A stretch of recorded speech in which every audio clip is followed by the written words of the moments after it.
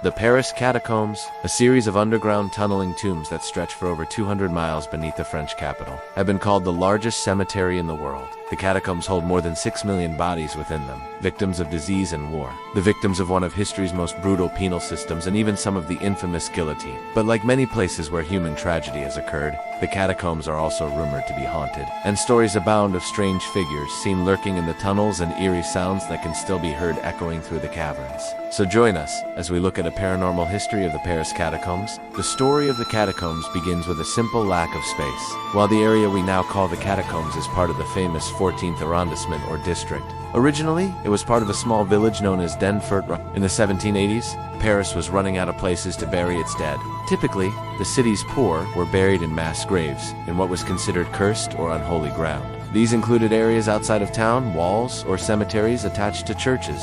But by the end of the 18th century, these were full to bursting. A new purpose-built cemetery known as the Eastern Cemetery was opened outside the city walls, but it too began filling up faster than expected. With no other options left, a series of tunnels were dug beneath the Eastern Cemetery to accommodate the ever-growing number of corpses. The first of these tunnels were dug between 1785 and 1786. Built from brick, they could be accessed via vertical shafts and were large enough for a hearse to travel through. The bones of around 6,000 people were transferred from the overcrowded cemeteries into the catacombs during this time. Unfortunately, just 2 years later, the French Revolution erupted and the quarry was abandoned. Then in 1793, work began on a new project to extend the catacombs tunneling system. This was done by prisoners who were given just 1 day to complete their task, or they would receive the dreaded sentence of letters de cachet, which meant that they would be imprisoned without charge or trial. At least 1,500 of these unfortunates died while working on the catacombs due to bad air quality and the use of slave labor. After the revolution ended in 1799, the catacombs were again used for burials. However, this didn't last long, as in 1804, Napoleon declared all mass burials illegal. The following year, the catacombs were closed once again, this time being used as a gunpowder store.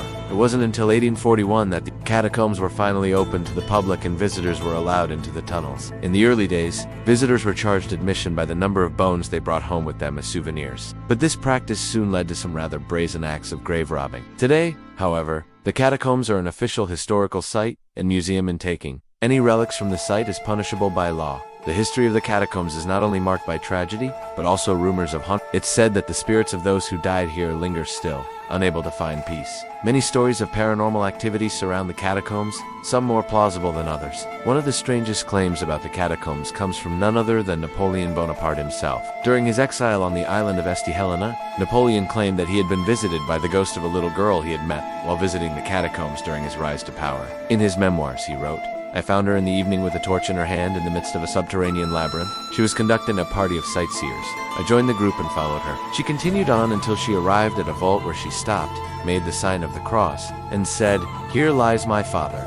She was a child of 8 or 9 years old. I went to see the remains and found on a coffin the name and the date of death of Juan Lebrun, officer of artillery, killed at the siege of Toulon in 1793. The child had lost her father when she was only 2 years old. Whether this really was a ghost or simply a figment of Napoleon's imagination, we may never know. But he wasn't the only person to experience something strange within the catacombs. One night, a group of young friends decided to explore the catacombs after dark. They had heard stories of phantom footsteps echoing through the caverns and hoped to see or hear them for themselves. Unfortunately, their morbid curiosity soon turned to terror when they heard the sound of dragging chains. Then, out of the corner of their eye, they saw the shape of a man dragging himself closer and closer. To them, paralyzed with fear, the group watched as the figure approached them. He appeared to be emaciated, covered in shackles and dragging himself along with great effort. The stranger then reached out towards the young men, seemingly begging for help before disappearing into the darkness. Shaken but unharmed, the group fled the catacombs and didn't return for many years. Another popular tale involves a ghostly dog. Visitors have reported seeing the apparition of a white dog that appears in certain areas of the catacombs. Some say the spirit of the dog is tied to the ghost of a young girl who roams the tunnels searching for a lost pet. Others believe that it is the soul of a dog that was deliberately locked inside the catacombs by its owner, who feared it might spread disease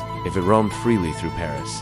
Whatever the truth, there are numerous reports of people hearing the sound of a dog barking deep within the catacombs, as well as feeling a strange brush against their legs, as if a small animal had brushed past them. Sightings of the white dog itself are much rarer. However, many claim that if you venture far enough into the tunnels and listen very carefully, you can still hear the faint sound of a dog whining or barking. And occasionally, if you're very lucky, you might catch a glimpse of its ghostly white form slinking away from you deeper into the darkness. Whether or not these stories are true, it makes sense that such legends would grow up around the catacombs.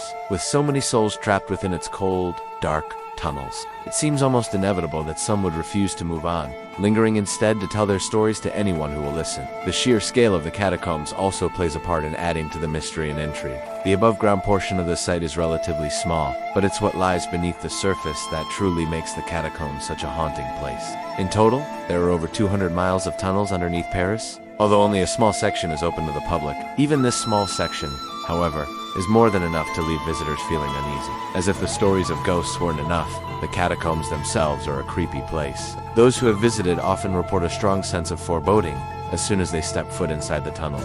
The darkness is almost palpable, pressing down on visitors and making it hard to breathe. To make matters worse, the catacombs are incredibly poorly ventilated, meaning that visitors often experience headaches and nausea as the air grows stale and stagnant. With so much death and suffering occurring within the catacombs over the years, it's not surprising that many believe it to be cursed. Even those who don't believe in ghosts or the supernatural feel uneasy within the tunnels, and it's easy to see why. The catacombs are a place of death, a fact that's impossible to escape no matter how hard you try. It's this atmosphere of dread and despair that makes the catacombs such a perfect setting for ghost stories. So if you're in Paris and looking for something spooky to do, be sure to visit the catacombs. Just don't say we didn't warn you. We've barely scratched the surface of the tragic events that have unfolded within the catacombs throughout history. If you want to learn more, be sure to check out our full video on the subject, linked below. Thanks for watching.